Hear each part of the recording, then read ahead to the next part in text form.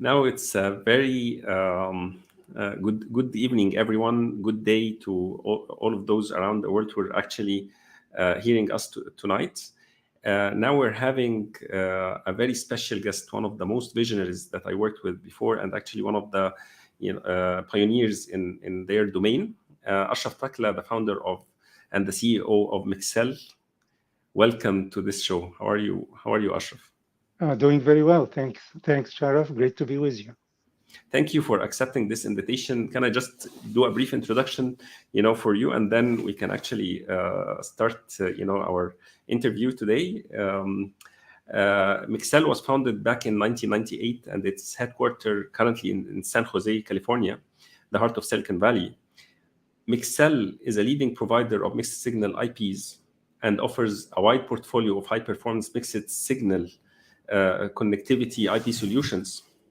Mixel mixed signal portfolio includes PHYs, SerDes, which is MIPI, DPHY, MPHY, CPHY, LVDS, and many dual mode PHY supporting multiple standards.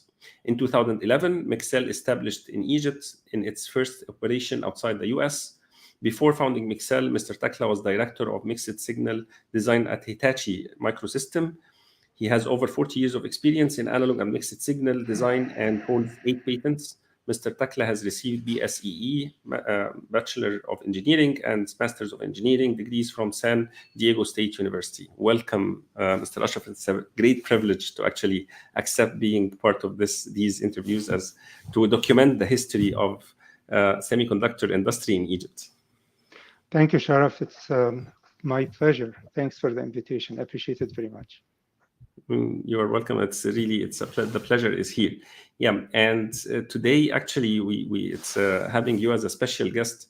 I would love actually to hear like how you like to present your history, in being having this great success of Mixel and how it reached now its customer portfolio, and now having this footprint in Egypt with this number of engineers and the design center that you're having here.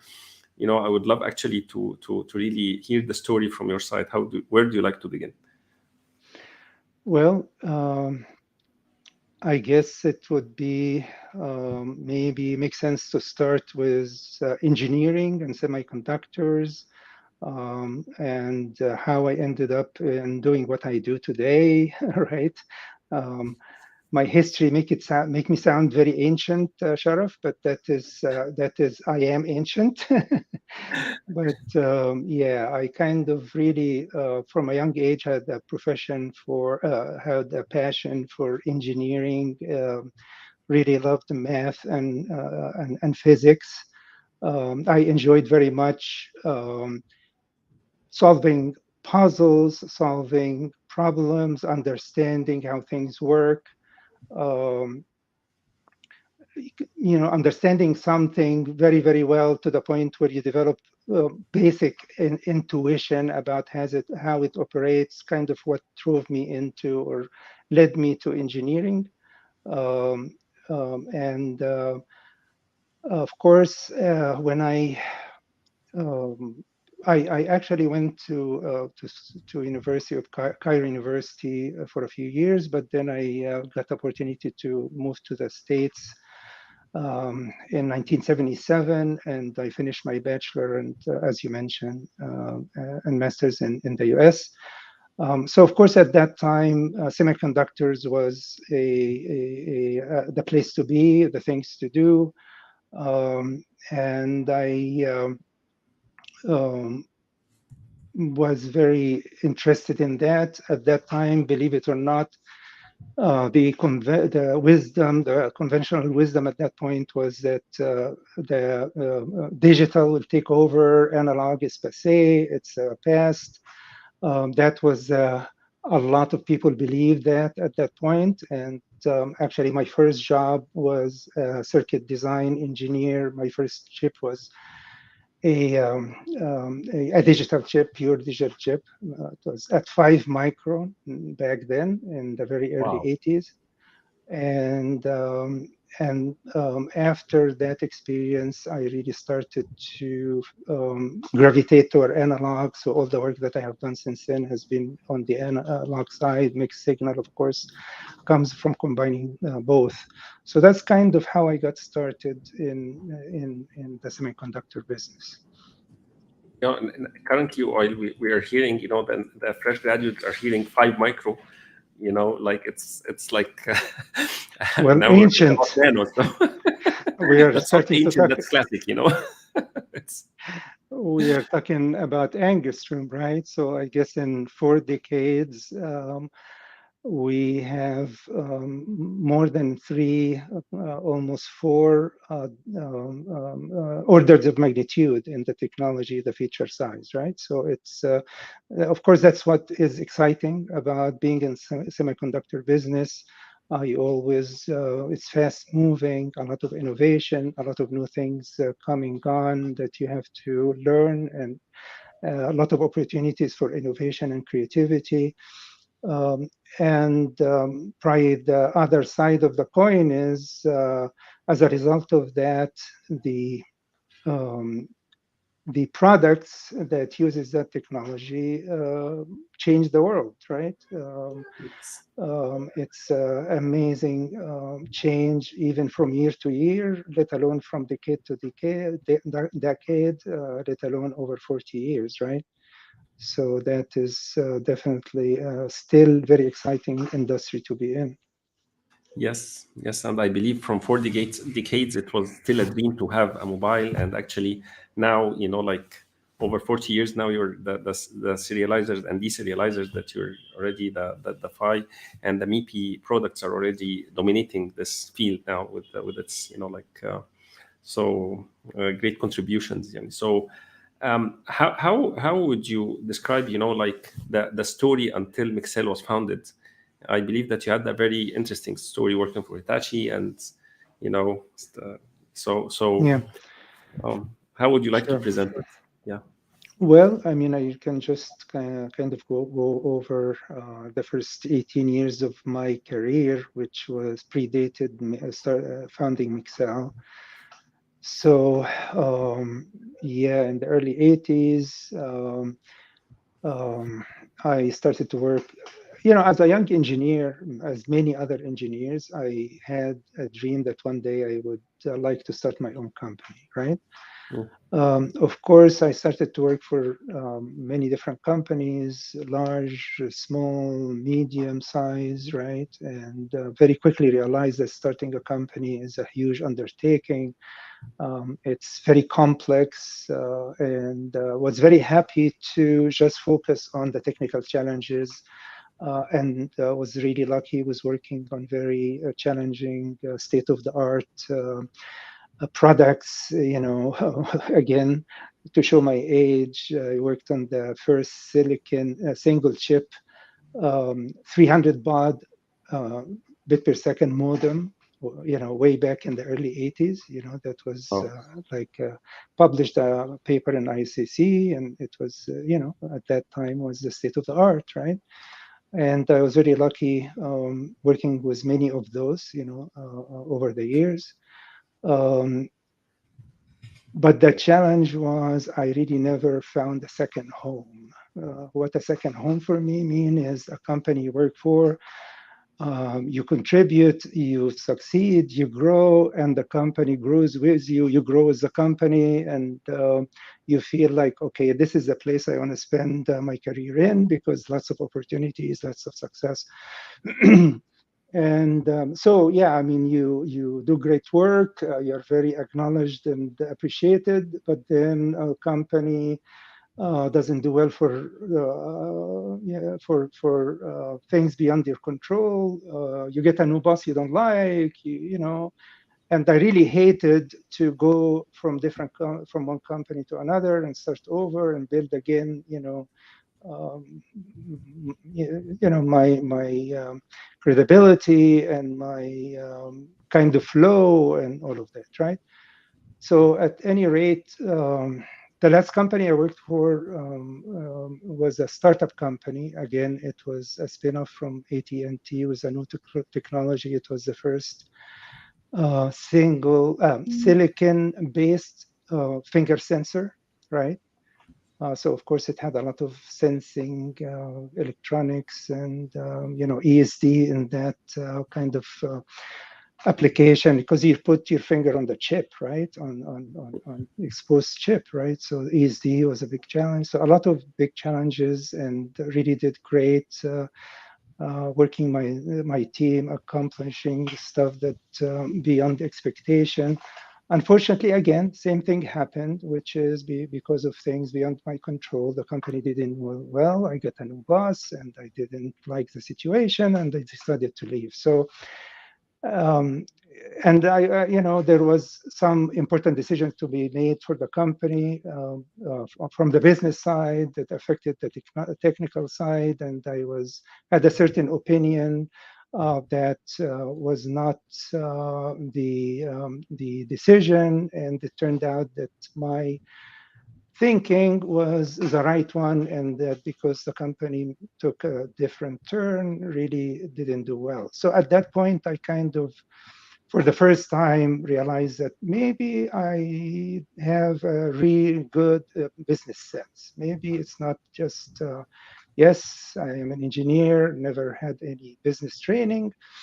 But at that point, I said to myself, yeah, maybe I do have some decent business sense. And at that point, after 18 years, I was ready to say, okay, I always wanted to give this a try. Let me give it a shot. And I did. And of course, at that point, the business, excuse me, No worries. the IP business was at its infancy. But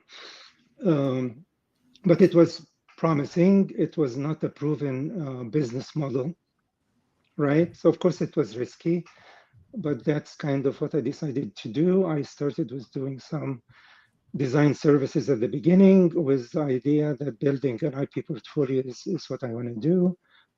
Started very small, of course, investing my own money, and actually started the company in this house where I still live. And after a while, I added first employee, second employee, and started to grow very slowly, right? So that's kind of how Mixel got started. Oh, wow. And actually, this is a very, this is the very first time I hear this story.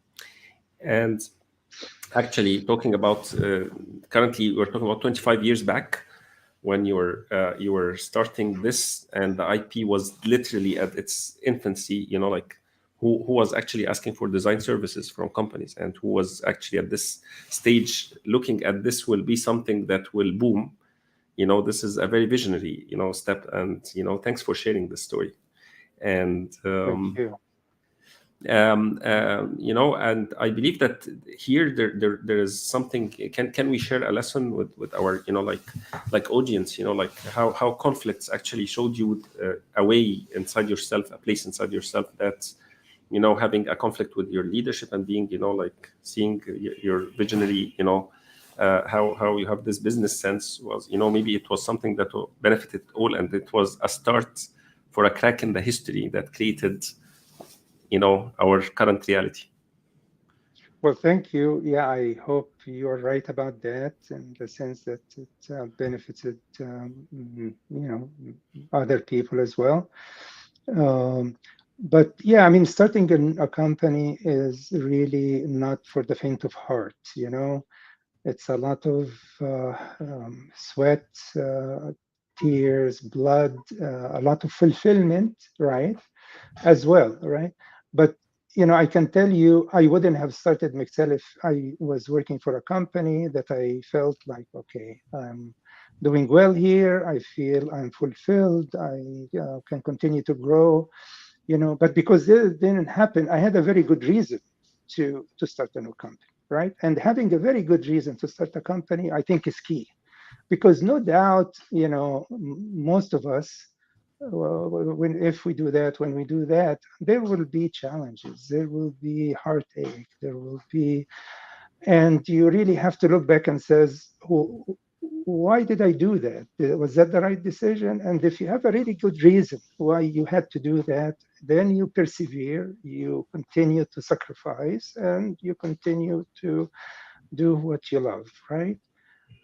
So I think that is very clear to me, that yes, if I didn't have those challenges in my first 18 years, I'm sure I wouldn't have started Mixel. Now, looking back, I feel very fortunate, of course, that I have started Mixel and that we are doing so well and we are able to grow in Egypt and have a really great success there as well. That's great. So, and when you started Mixel 25 years back, like this is, I believe this year is a very special year for you and for everyone in Mixel and for the industry. You joined the MIPI Alliance. This is something, like I'm not sure how, where it started. I know that it was design services, IP, and then there came the MIPI. So can you tell us more about it? Like how Sure. Mixel moved into this, and I believe that you were one of the first founder, or maybe the first founders or something for this alliance. I'm not sure. Can you tell us about the MIPI? Sure. Yeah, well, by 2000, we had a very wide portfolio of IPs. We did PLLs, SerDes, A2Ds, D2As, transceivers. We did a lot of different things, right? Actually, at that time, we had the first silicon-proven 4.25 gig SerDes in the industry, which was really a big deal at that time. And we're doing well, right? But we were not like number one in anything yet, right? But then, the mobile industry was, of course, starting to take off, right? With Nokia and then others, and then, of course, later the iPhone. But the industry was trying to establish standards for the mobile platform. I mean, the smartphone, of course, needs a camera and needs a display, right? So how do you interface those things? Originally it was proprietary interfaces, and of course the big guys wanted to. When I say the big guys, like I talking about the end customers, like Nokia, for example, right? They have vested interest in not being locked into a proprietary standard. So they started to say, okay, like any other standard, that's how it starts. You say, okay, I want to have a standard so people design to it, and it's an ecosystem. It's not like one company solution.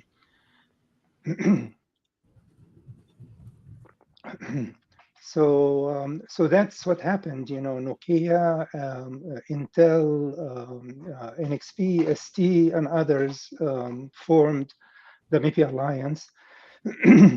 And actually, in the same time, or maybe a little bit earlier, Qualcomm introduced another competing standard. This was called MDDI. And so we just we're lucky enough to have done the MDDI based on some customer request.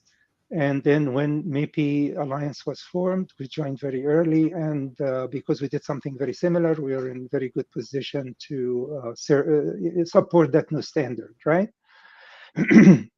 Of course, it was very, at the very beginning, infancy. Don't know where it might go, but it seemed like a very good fit for Mixel, right? So that's kind of how we got in MIPI. Of course, it was a bet. It was some risk, but again, it's the same kind of reasoning, right? Yeah. It was very slow at the beginning. The adoption of MIPI took many years, right? But because we thought it was a good fit for Excel, we're doing okay. We stuck with it and concentrated on it. And then, of course, maybe after 5 years or so, it became very popular. And of course, it keeps accelerating. keeps applying to other applications, excuse me. Okay. In the last few years, the MIPI Alliance started to focus what we call beyond mobile, which applications like automotive, IoTs, virtual reality, mixed reality, medical, industrial applications. So of course that opened a whole new door expansion of the MIPI applications, and that of course helped Mixel a lot, right? There is always new higher data rate, new generations. There was started with a D5, then became, come along M5, and now the C5. So we have always been the first IP providers to silicon prove those IPs. And it has really done, we have really done very well, had worked very well for us. So that's kind of the MIPI, how we got into MIPI and how we continue to grow there. Yeah, and I believe it has been a long ride now with this alliance. Sure. Yeah. Since 2003, that's when the MIPI Alliance started. So yeah. Of course, now we have always wanted to go back and cover other areas that is synergistic with our portfolio, right? The challenge has always about the resources, right? It's always about the resources. Opportunities, there is a lot of opportunities out there for Mixel. We keep trying to grow the team so we can have enough resources to do other things. There is a lot of opportunities in other standards. There is, like die-to-die SerDes, die-to-die PHYs, multi-standard SerDes. Chiplets is very promising area for Mixel. We have also been selling our test chips, so that's another source of revenue for Mixel that is very synergistic to getting into chiplet business. So yeah, it's all about the resources, growing the team, attracting the best and brightest. That is always the challenge.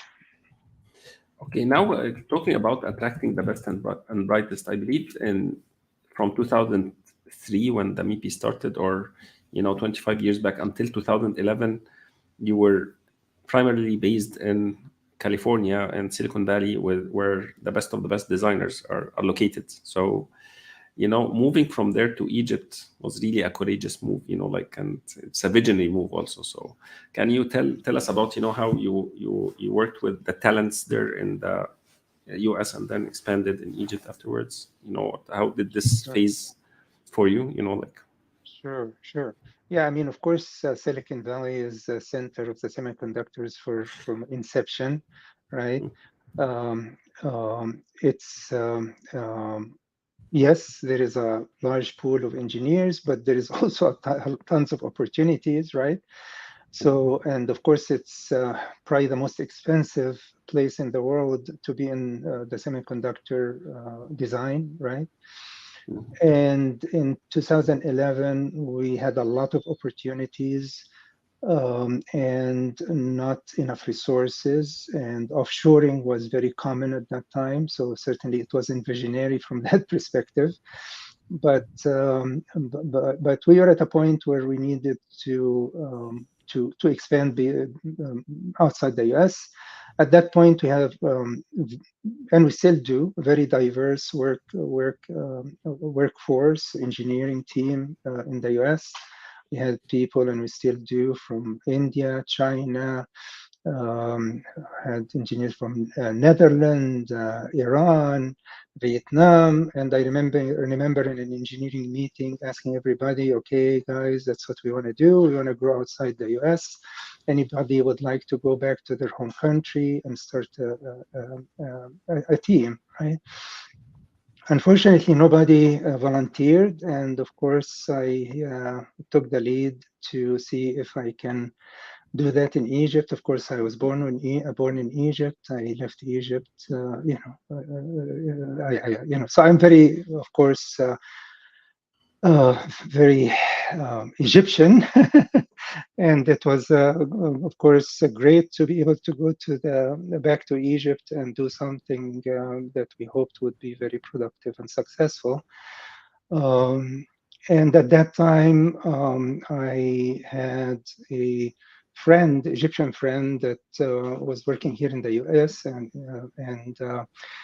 the company he worked for had a team in Egypt. I think one of the earlier teams, to my knowledge, yeah. And so he introduced me to the general manager in Egypt, and that is Tariq Al-Asaili, Rabbana yarhamu.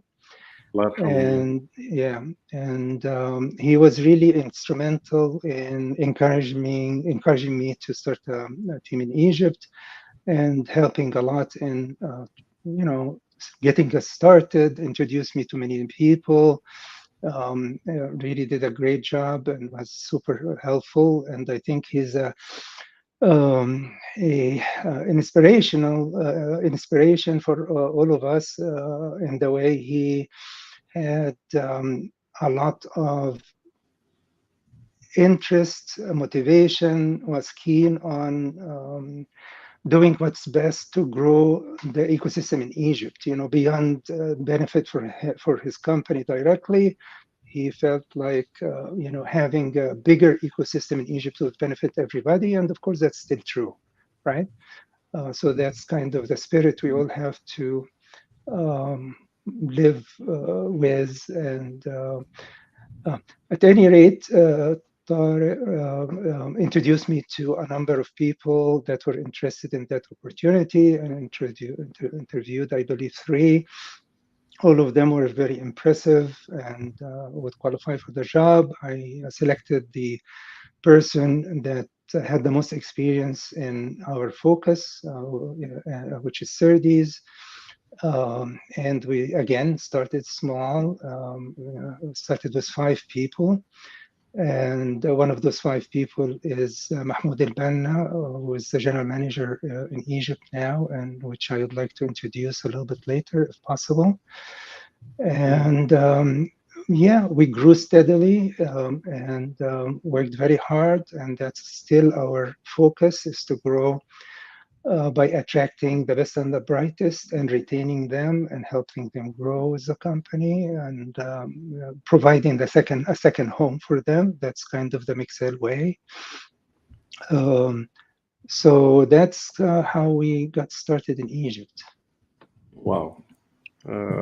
And can you tell me about, like the challenges, the growth challenges here in Egypt? We started by 5, and now you are how much now? Like how many are the staff now? Yeah, we are about, I think, over 80 people, but Banna will will give us the actual number. Yeah, but yeah, we have grown quite a bit.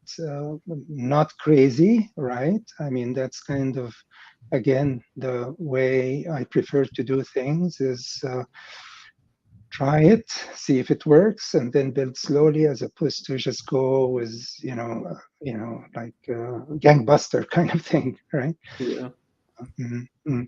So challenges, I think everybody in the industry in Egypt probably would agree that resources is the biggest challenge in Egypt, especially experienced people. I think there is very high quality fresh graduates that are very eager to learn and to grow and to work hard.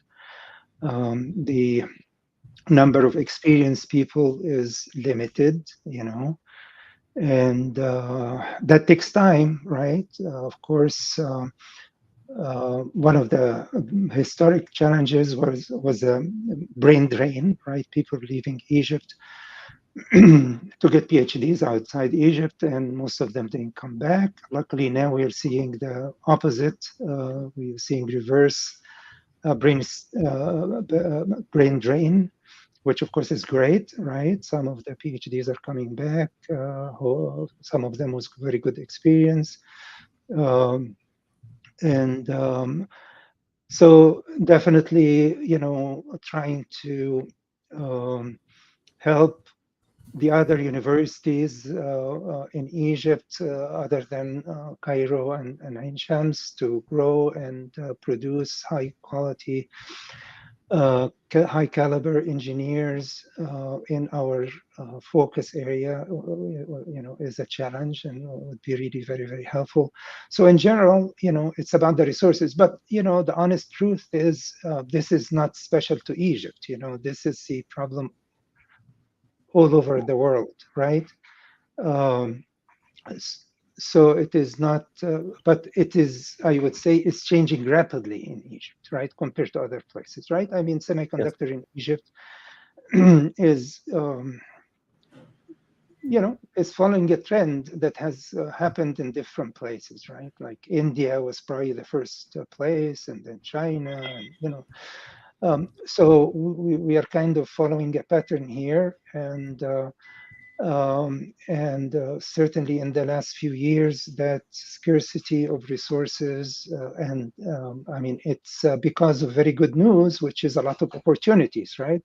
But then again, you have to really balance between opportunities and the resources to make things continue to move forward, growth, but stable growth, not boom and bust cycles, which of course has happened in the US many, many times. Like over the 40 years, I have seen many boom and bust cycles. And I hope that does not happen in Egypt, right? I think it's, Egypt has a lot of advantages to hopefully things don't happen that way, but certainly the potential is there. Can you explain more for our audience? Maybe they may not understand the term boom and bust in more, like uh, Sure, like sure, a simple manner. Yeah. sure. Well, I mean, when there is very rapid expansion in anything, right? Growth that is much higher than average, right? Of course, it's very great ride, right? Salaries are increasing. You have many opportunities. People are, I mean, in the U.S. in 2000, or the internet bubble, as it is called, was crazy, right? Like people, the investors had a lot of money, and they were throwing money at companies that or founders that want to start companies, entrepreneurs, and then those companies would get a lot of money, and then they have to hire people. They give them, okay, Mercedes or huge amount of money just to attract people, right? And then in 2 years, that cycle ends because it doesn't work that way, right? I mean, you cannot sustain that. It's unsustainable, right?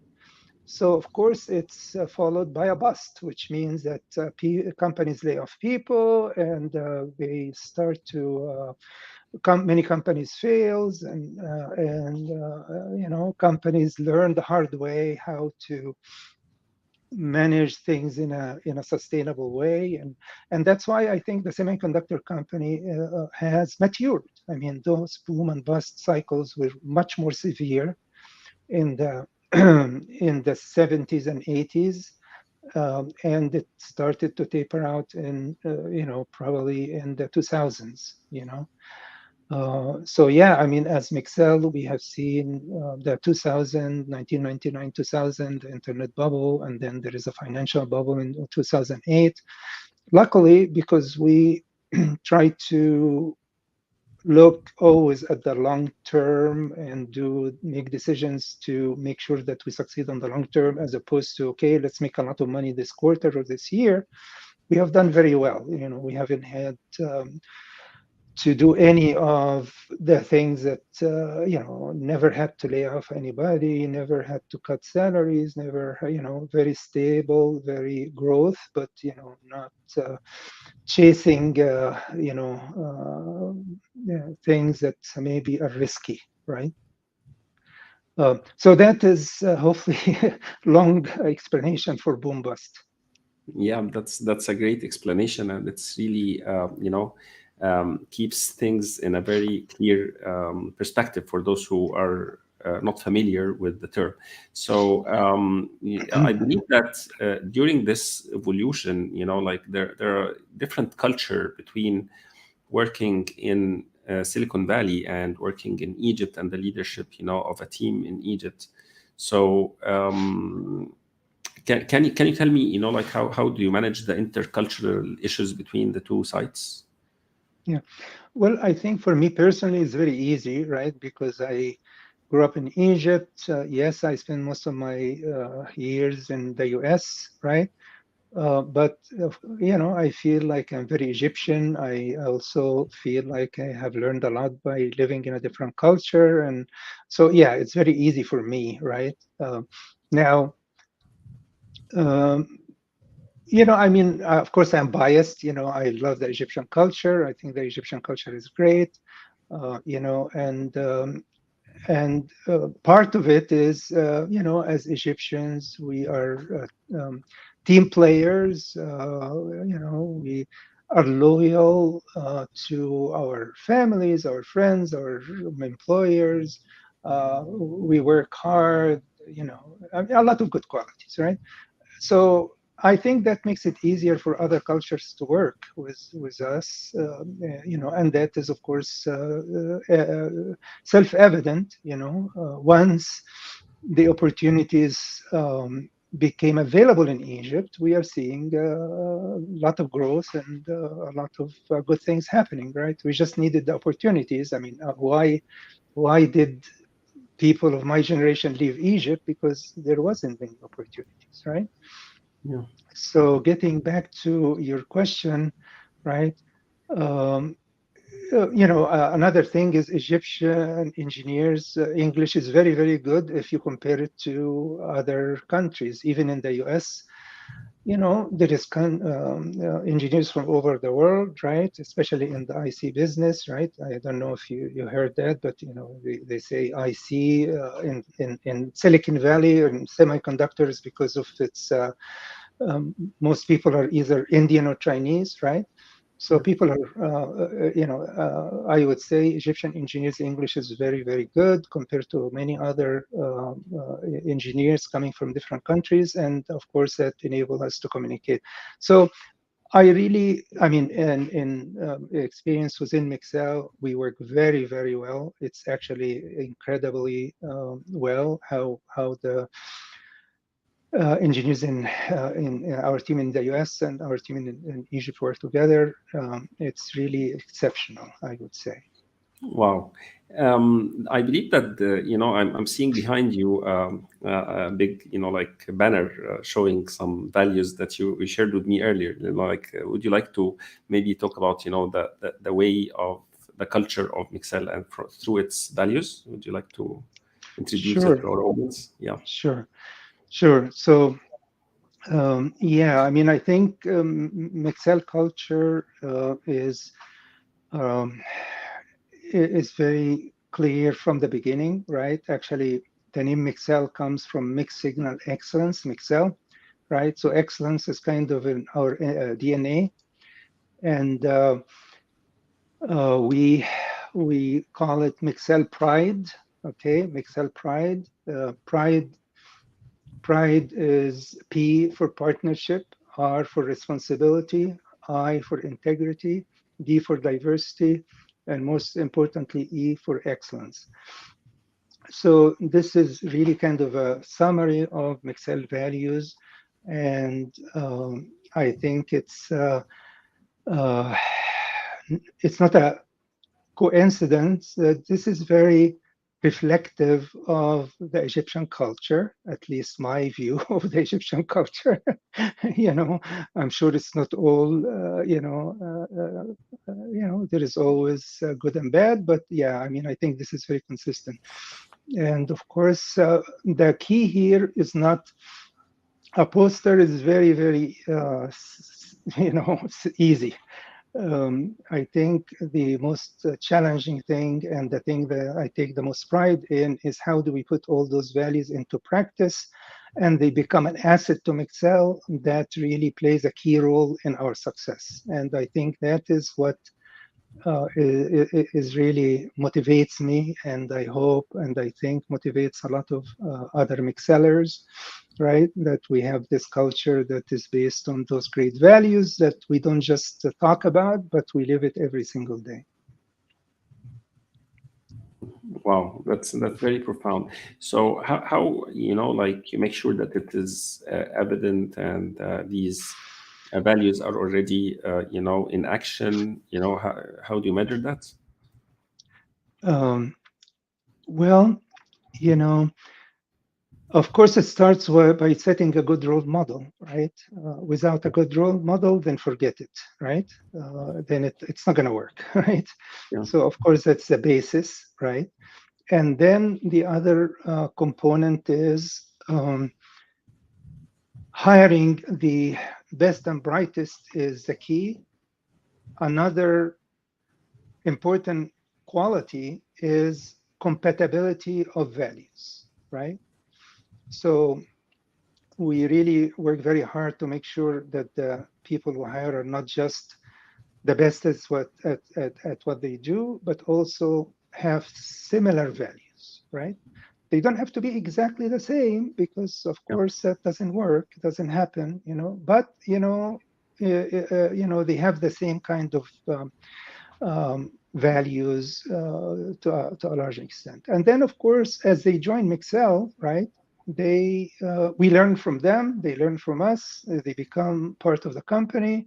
And I believe by seeing how those values are practiced and how valuable they are and how it differentiates us and how that makes our customers such an incredibly loyal customers, they start to get into it more and more, and things work out. And of course, sometimes you end up in a situation where maybe it's not a good match, right? I mean, that seldom happens, but it happens, right? And that's okay. The idea is you have the team that aligned, so their self-interest is aligned with the company interest. And as long as you have that alignment, everything works great. And that's, of course, part of what the company tries to do, right? Is to manage the situation in a environment and in a way that make that possible. But then again, you end up in some situation where that idea, that vision doesn't work, where somebody has certain ways or certain goals that's not aligned, and that's when you say, okay, let's continue to help each other, let's stay friends. But then again, that's okay. Things of that nature happen, and at the end of the day, I think it's for the best, right? It's the best for the person, it's the best for the company, it's the best for the rest of the team. Okay, that's a great example that you're showing, and I believe working with you in the past, and actually it's always like this, and always Excel is a home for those who already worked for it before. So thank you for sharing this, Ashraf. And I believe that over the years, like 25 years now, would you like to maybe celebrate like with the audience, the clients that already worked with Mixel and partnered with Mixel as partnership is one of your Sure. Yeah. So this is actually some of the customers that we have worked with over the years, because of course not every company allows to use your logo, but yeah, that's a very good sample. You can see companies from the biggest in the world to the startup companies and a whole lot in between. So yeah, again, I know I'm repeating, but I think the biggest and most important thing to me is that those customers become partners. They really enjoy working with us. We have repeat customers that have done tens of IPs, over 20 IPs with. So we are really very proud of our customer base and our ability to support them through the years. Okay, thank you for that, and thank you for sharing, like this success with everyone, in Mixel, and and it's a real milestone actually to celebrate, moving towards the 25th year with Mixel. So as an, as a company that already, have some like 12 years now of experience in Egypt. Can you maybe summarize the enablers you may have said about the Egyptian culture, the Egyptian graduates, the universities, but the ecosystem, do you consider it as an enabler or disabler? And what are the improvements, like your history with the system here, for those who are thinking of outsourcing here in Egypt, what are the goods and what are the lessons and what do they need to take care of, like what are maybe the disablers? So I would like actually to see from your perspective, Sure. Yeah, well, I think we covered some of the challenges, right? Certainly the talent pool, that's certainly the biggest challenge. Some other things that is still kind of a challenge is the important export situation. As an example, we would like to do more in Egypt. Like as I mentioned, we sell test chips, right? And so we sell them in thousands, and we would be great to have a situation where we can easily export them to Egypt and do some work there and then export them. So yeah, important export has been a bit of a challenge. Hopefully that will be improving. Infrastructure traditionally has been a challenge, but it certainly has improved a lot. I don't hear many people, or I don't hear that electricity goes away or anything like that. So it definitely has been a lot of improvement there. Yeah, I mean, I think again, Egypt has a great educational system at the university level that produce very high caliber engineers. So that's certainly what draws everybody to Egypt. The workforce, the engineers are very dedicated, motivated, hardworking, creative. Um, um, I think we all have to acknowledge the people that have paved the way for a company like the semiconductor companies in Egypt. So all of the good things that we are talking about here has to do with people that led the way and pioneered the way. I mean, I left Egypt at a young age, and I'm not as plugged into the ecosystem as some other people that have spent most of their time in Egypt. But of course, Dr. Hisham Haddara, Dr. Hazim Al-Tahawi, Dr. Hani Fikri are the ones that I know of, and I'm sure many others that have played an important, critical role for all the good things that is happening in Egypt now. Right. Um, yeah. So that's maybe a quick um, overview of what are the challenges and what are the opportunities. I think if we can work together as an ecosystem to help grow the talent in Egypt, I mean, having the PhDs come back is great thing to help us all. We just need to manage the way in a sustainable way so we avoid those boom and bust cycles. So yes, we have many opportunities in Egypt. Companies have to compete on resources to a certain extent, but like any other situation, you cooperate, and yes, you can compete, but you can also cooperate for the greater good of everybody, right? So that's maybe my summary. Okay, so and I believe that these days I see your company Mixel as a sponsor for GSA. So Right, this is right. a big milestone here in Egypt. Everybody's talking about. Sure, So sure, can you tell sure. us more about Yeah. it? Like yeah. Sure. Yeah, no, of course, the GSA coming to Egypt, and I attended the first chapter. They are starting outside of the US, speak volume about the ecosystem in Egypt, the vibrance of the ecosystem in Egypt, the opportunities. So that is really great, and I'm sure it will be very, very helpful. I think the government interest in the semiconductor sector, and I know that a lot of people working, Dr. Haddara and others, Dr. Tahawi, also working with the government to promote the semiconductor business in Egypt. I think that also is very positive, and I hope will bear fruits very soon. Um, I hear about the knowledge city and the hub that is being created there as something that can help the ecosystem and Mixel as part of the ecosystem. I understand there is a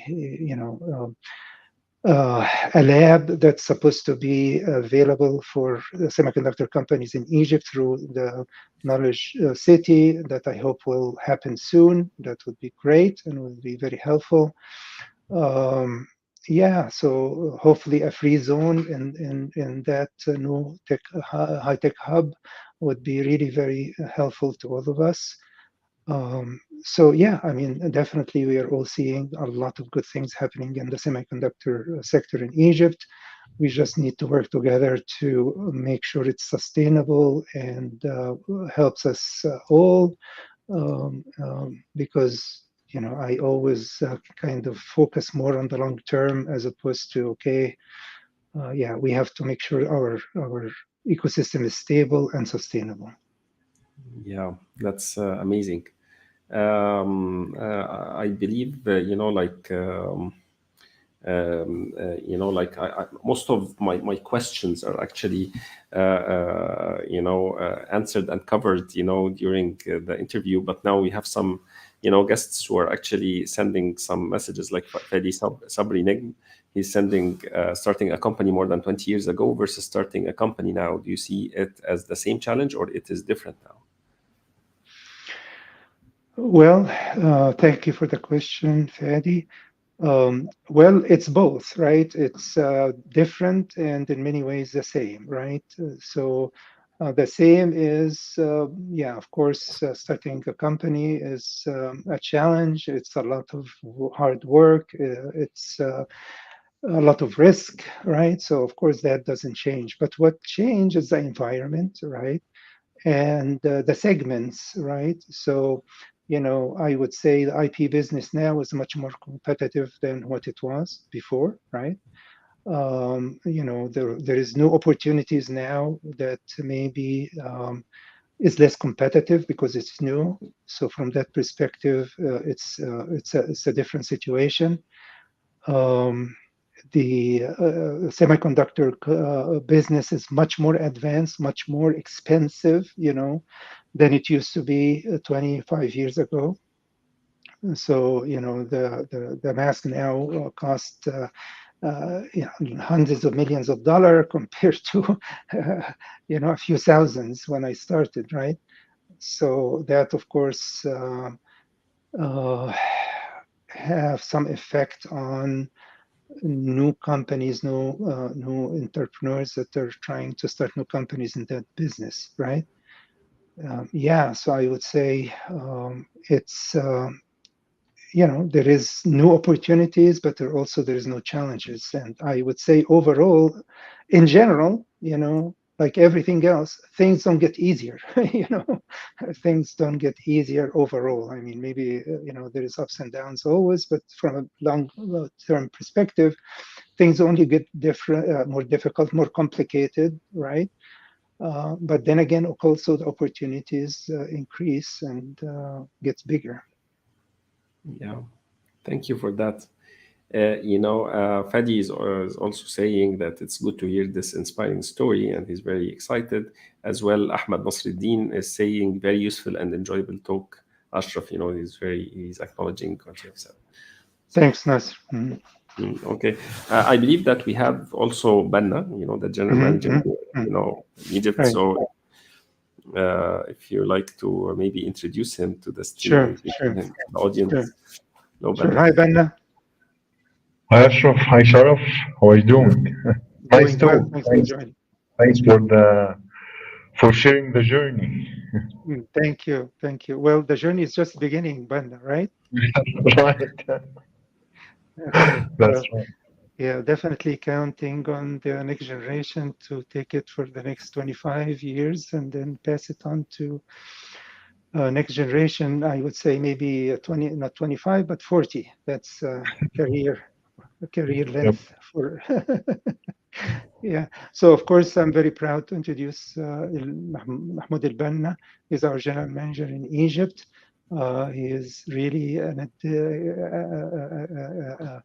exceptional, high talented engineer and a businessman. He has unique background of being both. He has engineering degree, and he also has a Master of Business Administration degree. So I think he's a great fit for leading Mixel in Egypt. And he has done a great job. Mixel success speak for itself, I hope, and speaks for him. And I definitely see bright future for him within Mixel Egypt and within Mixel as well. So I think one thing I would mention is that from my perspective, the potential, the opportunities for Mixel and all Mixellers are almost unlimited, and certainly that applies to Banna. So with that long introduction, I will turn the mic to Banna. Thanks a lot, Ashraf, for the introduction. And yeah, of course, it has been a very nice journey so far. And as you just said, we're just scratching the surface. We still have many challenges to overcome. We have been always working on cutting edge technologies, so we still have a lot to do. Yeah, of course, it has been, as I mentioned, by now it has been over 11 years. We have been working together. Starting this site in Egypt has been like a great move. It opened opportunities to all Mixellers right now to work on cutting edge technologies and doing some real development and contributing to different domains, analog, digital, layout, and CAD. And recently we have quality, we have other functions, IT, HR, admin. So yeah, it has been having Mixel in Egypt is a kind of bless for Mixellers. So we are happy to be part of Mixel and looking forward to for more success stories, inshallah. Inshallah. Can I actually maybe I left this question, for maybe Banna's presence. So I believe that that taking the challenge of ISO 26262 was really like a very critical and visionary decision as well. But that's back in 2018, I guess, right? 2018. That's right. And yes, so if you want to talk about it, I guess this is something like I would love actually to hear your story, because actually starting it in a place where you were the first company here in Egypt to acquire it, and maybe like it's one of the pioneers also on the market, international market. Yeah. Yeah, that comes with the fact that we work with a huge database of customers, and many of them are working on the state of the art. So when the MIPI start to be deployed in automotive applications, then we have witnessed demand on the market to have the IPs to be certified for automotive functional safety, because it's currently used in critical parts in the automobiles. So we started that journey in 2018 to certify our products to be compliant with ISO 26262, and we found out that we need to certify it from a quality perspective as well. And so we needed to certify the products and the process for ISO 9K and ISO 26262, and this is where it started. Yeah, we're happy to see our processes being certified with some edits and tweaks from our side, because since we started Mixel, we have paid a lot of attention to processes in general and having everything documented, the processes established, and we have been always looking for areas of improvement. So certifying the process to ISO 9K was kind of a smooth step. Then we took the other step to certifying it according to ISO 26262, where we had to learn a lot of new things, and we had to work from consultants from all over the globe, and from some of them were in Egypt as well. So it has been a lot of experience, a lot of exposure, and alhamdulillah, we have achieved this in 2021, and we have been one of the first MIPI IP providers to have the IPs and the process to be fully certified according to ISO 26262. Wow. Yeah, and of course, goes without saying that Banna was the lead person for taking that to success, and he's actually 26262 certified professional. Is that the? That's correct. Okay. Right. Yeah. So that's amazing. Thank you, Banna, for sharing this story. And actually, it was, I believe, a very, it was a saga, seeing all of this. And I believe you are one of the 5 who started the first, the first team, that started, and you've witnessed all that with the 13 years now, or the 12 years with Mixel in Egypt, right? And that's right. Yeah, as I just mentioned, when we started, we're just an engineering team, mainly analog and analog design front end, and layout back end, and digital. And then with the years, those through teams, they did grow organically, and actually we did grow other main functions, engineering functions and non-engineering functions. As I mentioned, CAD, IT, quality and functional safety, marketing, admin, HR, all of those teams were not there at the beginning, and right now we have like IT yes, of course, IT. Yeah, we're enjoying having all those departments supporting each others to help the team success. Oh, that's amazing, growth, and seeing all of this happening. So can you tell me from the from the ground, from here, from Egypt, what can you add to what Ashraf already have said, in the growth of Mixel, witnessing it as from starting from a digital engineer design to currently now the general manager of the company, how can you witness this, seeing the bubble grow and being above it, not the bubble, the company itself. Yeah. Yes, no bubble. It's not a bubble. It's not a bubble. It's not terrible. As Ashraf, I would add to what Ashraf said, as he always said, or he said earlier in this discussion.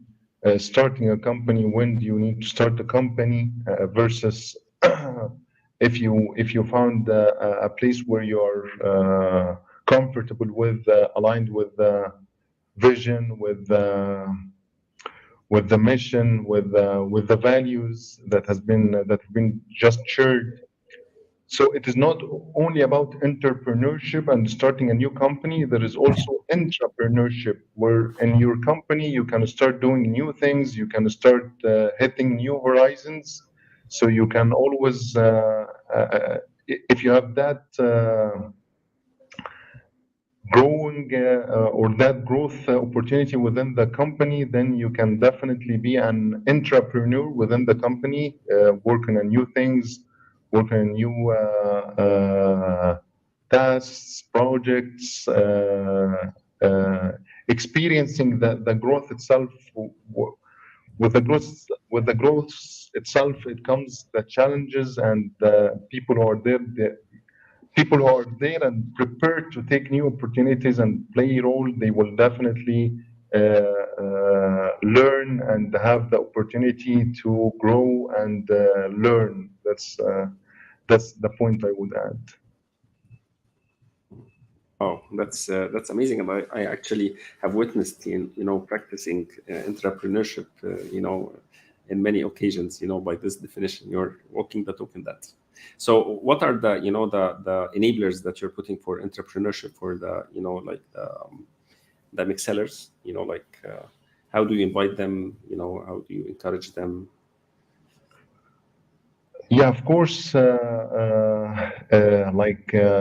As I mentioned, we have been already growing, and with that growth, you really need to do a lot of delegation and encourage the young people who have opportunities and they have the capabilities to grow and to always tweak, look at the hierarchy and make sure that the hierarchy is moving the right way with the growth, and leave or make sure there is an opportunity for everyone to grow and excel in his or her job. And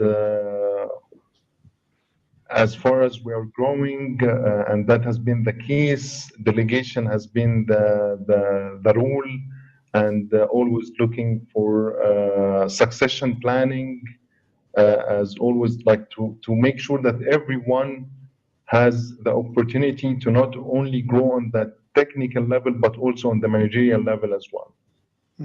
I would like to add a couple of things. Yeah, to add to.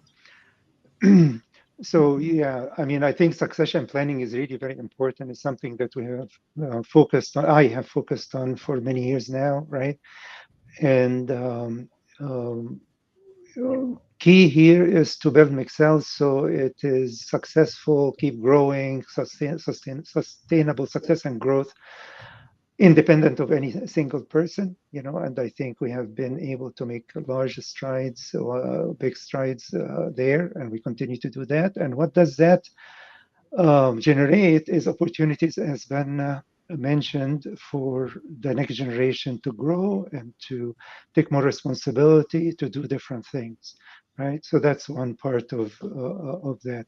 The other part is, I mean, we want to grow within Egypt. We want to grow globally, right? So just like I did 25 years ago and asked people where do they want to, if they want to take the lead on starting a new group someplace else, that's always open, right? So, we can start another hub in Egypt, for example, and beyond, right? In other places in the world, right? So we have build methodology, technology, infrastructure that allow us to work very, very successfully across the globe. And then we want to take that and see how we can duplicate it in other places. And of course, the team in Egypt has, as well in the US, have very direct and hands-on experience with duplicating that success, right?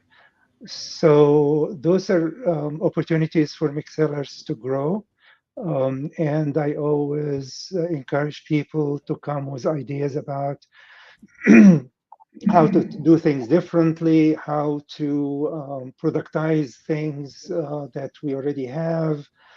Anybody with innovative ideas from a technology side or from entrepreneurial side, I am all ears to hear people's ideas and see how we can help them to grow inside Mixel and outside Mixel as well. But yeah, so keeping that partnership and that goodwill and helping people to grow is really the best way to help ourselves.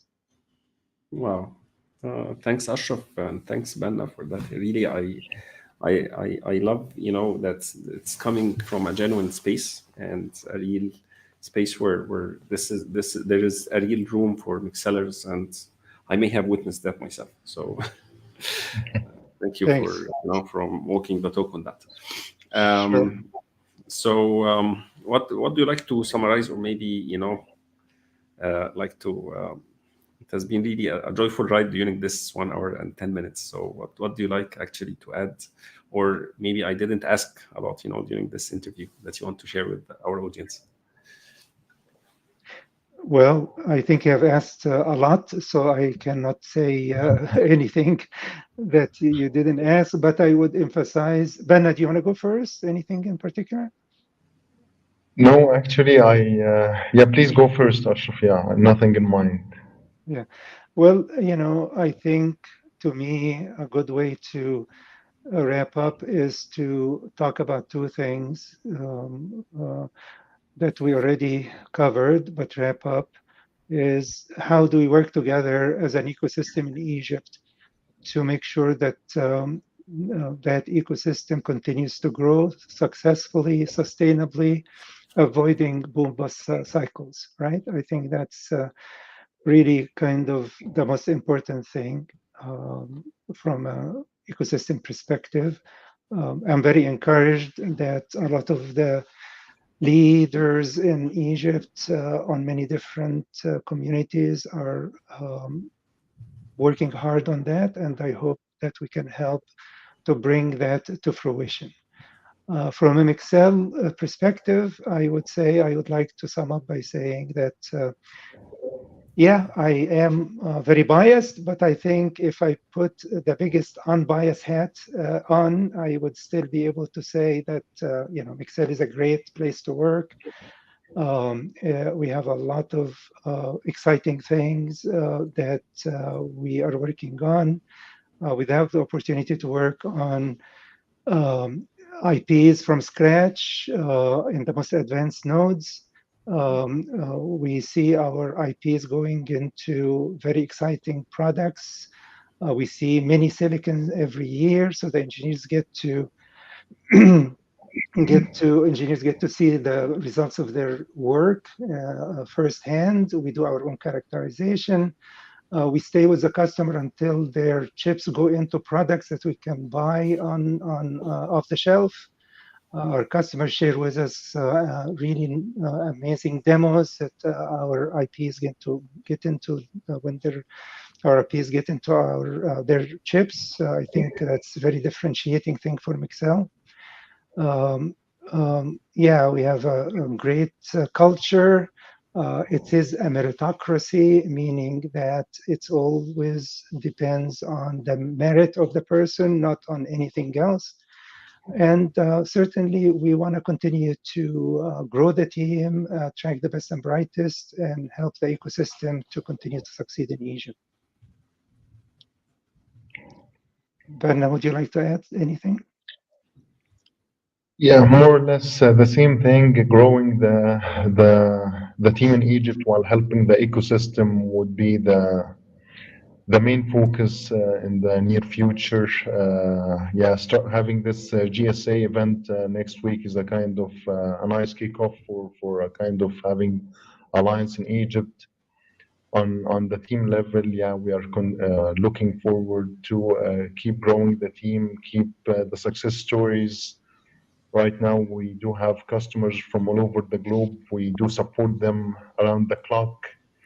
We're willing to keep this happen and even to grow the customer database and this would come with growing the team as well, with the right fit people, and we're always looking for that. Wow, that's a great invitation, and hopefully we see Mixel growing more and more and expanding on different successes and different stories, and integrating and partnering with more clients and more patents, more talented individuals, and hopefully for the best of the ecosystem here in Egypt and the world, and for the MIPI Alliance, for the customers of who are actually seeking high quality excellence in IP, which is like the motto of Mixel. Right. Yeah, I would just all those success stories mentioned and we are referring to here. Of course, it doesn't go without doesn't happen without a great team. So from here, I would just take the opportunity to send a big thank you to the great team, and yeah, I'm very proud to work with all of them, from Egypt team and California team. It has been a great collaboration so far, and yeah, it's a great team. I'm really proud to work with, and looking for more success stories with all of them. Thanks, Werner. I echo the same sentiment. Thanks. Okay, that's great actually, and thank you. Our honored guests, Ashraf Takla and Mahmoud Al-Banna. It has been a pleasure ride during this 1 hour 15 minutes, and thank you. And we have lots of comments, that are actually very happy for putting some happy comments on this interview, and thank you. And I hope for everyone who is following us up, thank you for actually following us, and thank you, Ashraf, thank you, Mahmoud, for this joyful interview. Thanks, Sharaf. Thanks, everybody. Bye. Thank you. Okay, bye-bye.